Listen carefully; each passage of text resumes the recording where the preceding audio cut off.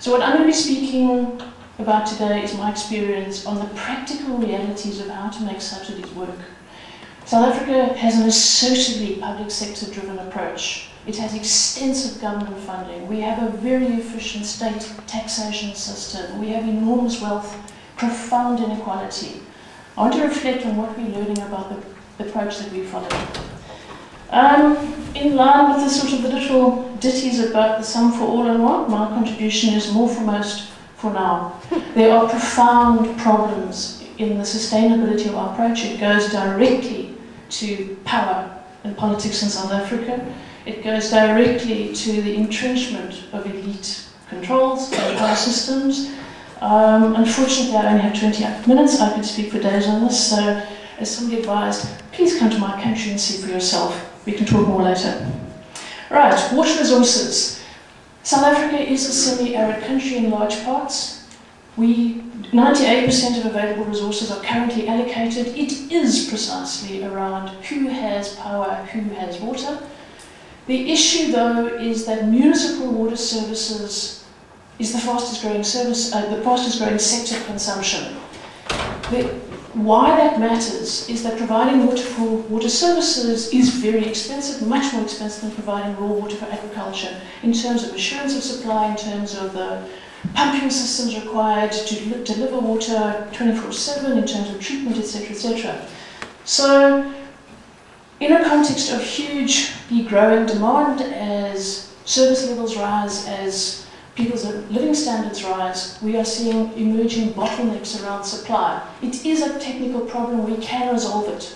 The issue is that it is very expensive. Now, in a context in which officially we have 26% unemployment, unofficially we have unemployment in the late 30s. In some areas we have unemployment of 70 to 80%. This raises profound questions about how we keep the system running, who pays for what, precisely the issue of subsidies, affordability and sustainability. We're facing big challenges. Now, in terms of the money, South Africa is very atypical. We've got lots of money. We have profound and quite obscene wealth. We have a Gini coefficient of somewhere around 0.68, which is just like off the register. We're up there with Haiti and Honduras and 1 or 2. I live well, but compared to some. I was in Surrey. Parts of it seem very familiar to parts of South Africa. We have, on average, we're categorized as middle income, and because we have very efficient tax collection, there are vast state resources to play with. Constitutional right of access, there's a commitment to provide universal access to services. Government is pushing hard to provide universal coverage by 2014. We won't get there, but we're trying hard. Going back to yesterday's debate, equity requires extensive subsidies in South Africa. That is the context. We have the means, we have the resources. It's non-negotiable. The question is how to make it work. Unusually for many developing countries, government is committed to municipal service provision in all areas. Very often, governments in developing countries will focus on the towns and leave the rural areas to make their own arrangements, frequently in partnership with NGOs. Government has followed a very state-centric approach. There have been huge costs, but I want you to note the institutional model. And South Africa claims that it has already met its MDGs. Oh, that actually didn't work. Okay, so how are we doing on the ground? There's a vast amount of government tribalism. The statistics look good. We have provided water to an additional 21 million people, which is equivalent to the total population of Sri Lanka or Chile or the Netherlands, since 1994. That is an incredible surge. The official stats say we have 94% coverage for water within 200 meters, 70% access to improved sanitation. However, what we are learning is that building the infrastructure is the easy part. The real challenge is keeping it working. This is from a newspaper last week. We're coming up to local government elections. This is very much an ANC-funded and controlled newspaper, which is why I find this headline quite interesting. We have widespread and frequent service delivery protests. That is a lot of people. There have been more protests in the last year than any year. In fact, since 1994, there is growing outrage and frustration on the ground. So what's going on? Very briefly, in summary, infrastructure delivery has outpaced institutional development. We've had concurrent restructuring of water services and local government has statutory responsibility for service provision. Can I get some water, please? Yeah. Highly top-down approach to delivering services has marginalised and alienated citizens, and I take Eric's point about democratic water provision means you don't have to get involved. But the point is we're going so fast. We need to get there, we're not there yet, which means we need some shared responsibility, some engagement around shaping what kind of choices, options, and how to make them work. Target-driven approach has incentivized new connections, end-of-pipe solutions rather than maintenance or development of the supporting bulk infrastructure. And what we're now seeing is that extensive subsidies are having increasingly anti-poor outcomes. This is not quite what people were voting for or hoped for or what government promises. Thank you so much. Now, as has been argued a number of times, particularly just now, you cannot look at water in isolation. It happens in a larger context, it happens in a larger administrative context, it happens in a larger political context. We've come from pre-94, a fragmented country. Oops. I counted, this used to be over 51 fragments. 9 ethnic administrations, 3 race-based administrations. We then had amalgamation in 1994, and then from 2000, the emergence of wall-to-wall municipalities. This is quite important for how we've approached water services, because there was huge administrative reintegration and consolidation required. In that area, in rural areas, the National Department of Water Affairs led a community-managed, demand-responsive, NGO-focused kind of approach with some BOT-BOTT support. In urban areas, it was very much a municipal supply-led program. From 2000, with the emergence of national local government, many of which were being created for the very first time out of nothing, we then saw a mix of decentralization down to municipal level and centralization up from village level to municipalities. And what we've learned very hard is that that doesn't work for rural service provision, because, I'll get into it just now. And the bottom line is that the supply-driven technicist approach that dominates urban provision was then extrapolated nationally into all areas, and things are falling apart, particularly in rural areas.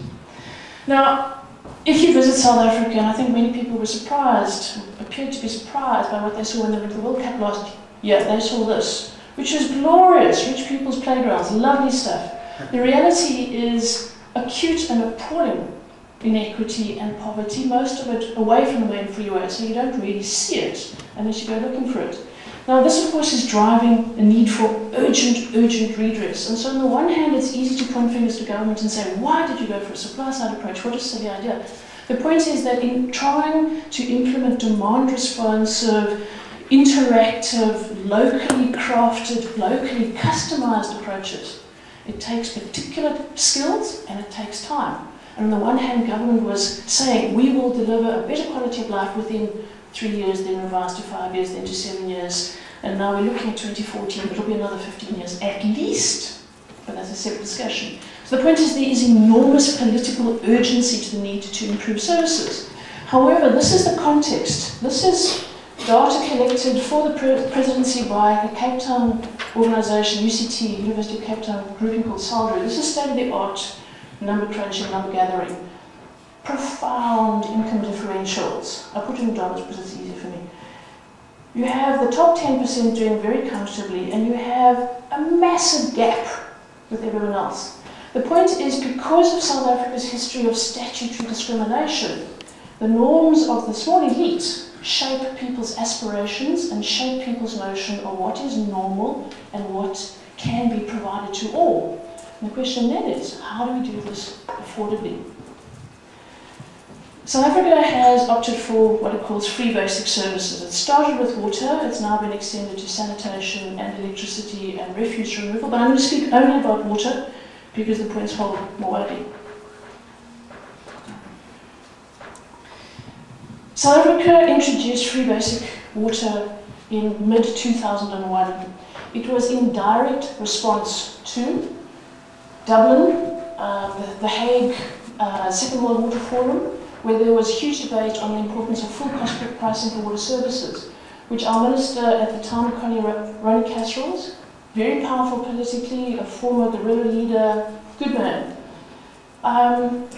basically said this approach is, that was a non sequitur,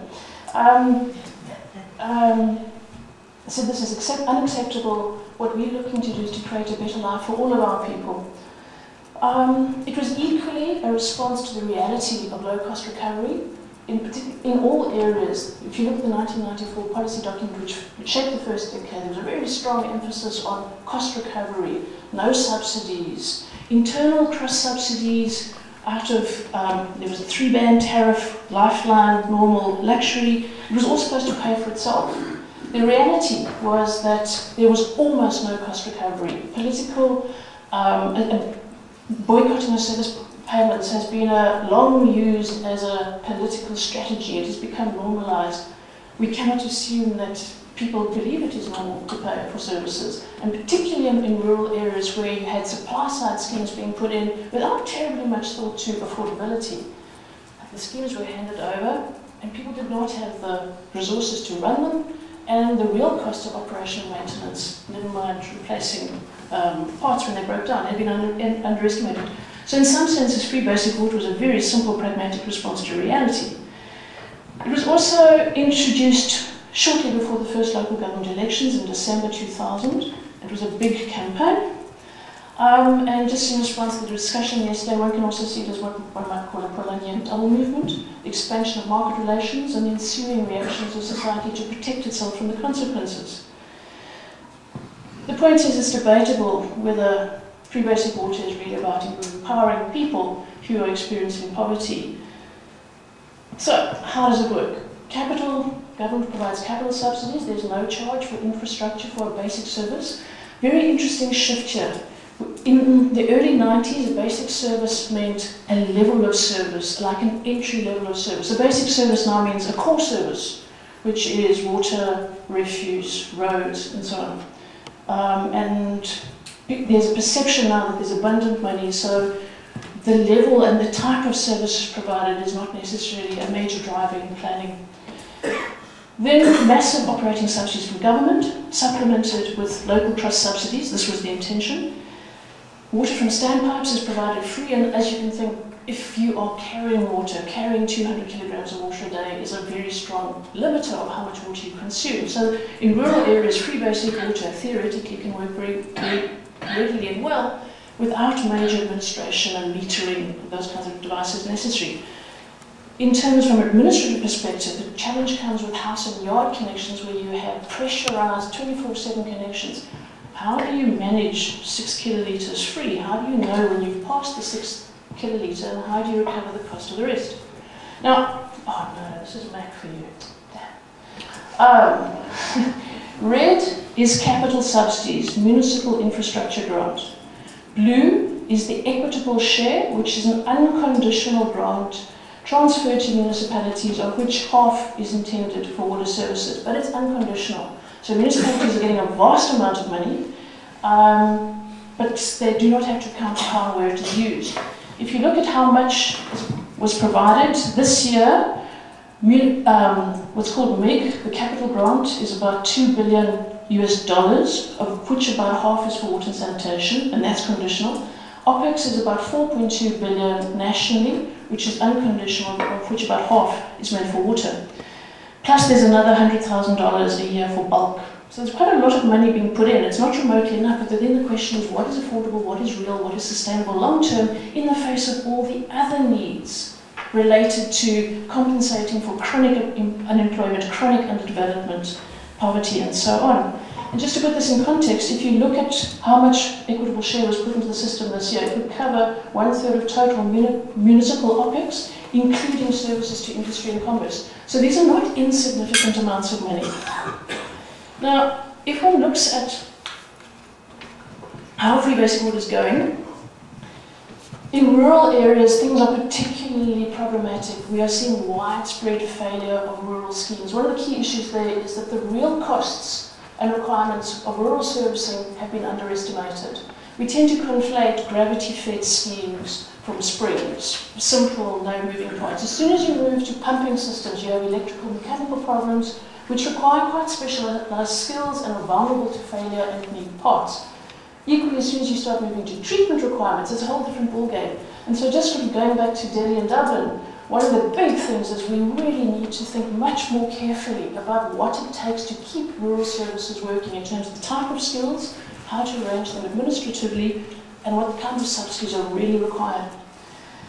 In terms of urban provision, or in terms of unrestricted supplies flows, the whole system is premised on a measured amount, but if you don't have meters, that's a bit tricky.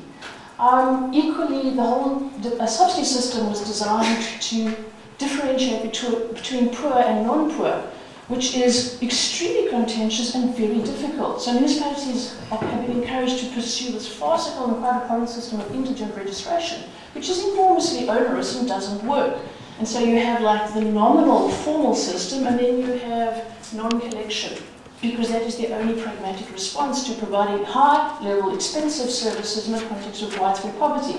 So the bottom line is it frequently means free for all, and inevitably there's a growing gap between expenditure and income, resulting in inevitable service deterioration.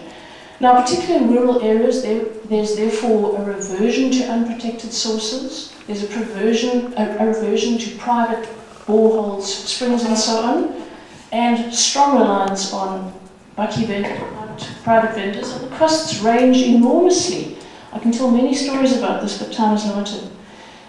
What we're learning, though, is that in a context of a new democracy with still maturing administrative systems, it's possible to get it right, but we are a long way from that because of the broader context of how the new South Africa works politically and administratively.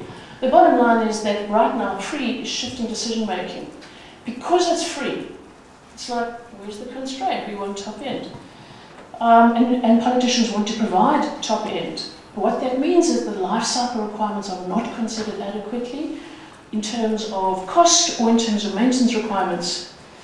Now municipalities are starting to hit the wall because after 15 years of running down municipal infrastructure without adequate investment in maintenance, the systems are falling apart, municipalities are needing more money, government is saying, come guys, you've actually got to come to the party, you need to be raising some revenue locally. And now we're starting to see the squeeze. What we're also finding is that free basic water is raising the real costs of service provision because, as I say, of the incentives to not consider the bigger picture or the long-term costs. It's certainly undermining revenue collection.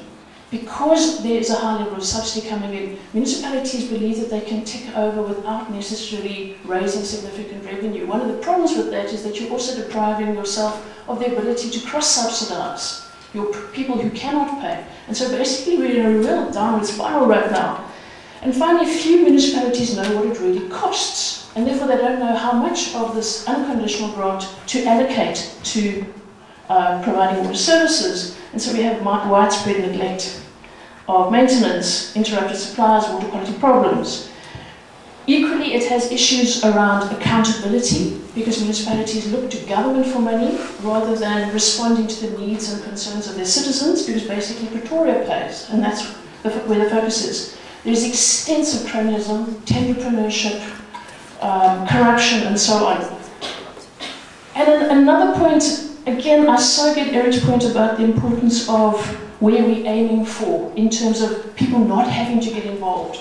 But in the short term, until we get there, what free basic water is doing is ruling out co-management arrangements, sharing responsibility. We saw yesterday an example of a community-managed water sanitation centre in Kenya, co-funded. Those are off the map because the politicians say, no, no, no, people mustn't pay. So you're in fact disempowering people and leaving them with very few alternatives in the interim. This is a place I was at on Friday. So you have massive informal sprawl.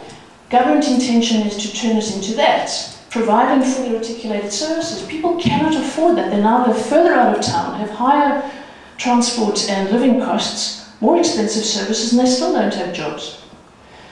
So, where are we going to? I find it very interesting that there's a big debate in the newspaper these days. When will South Africa's Tunisia Day be? Was it 1994? No, it wasn't. So, some lessons winding down.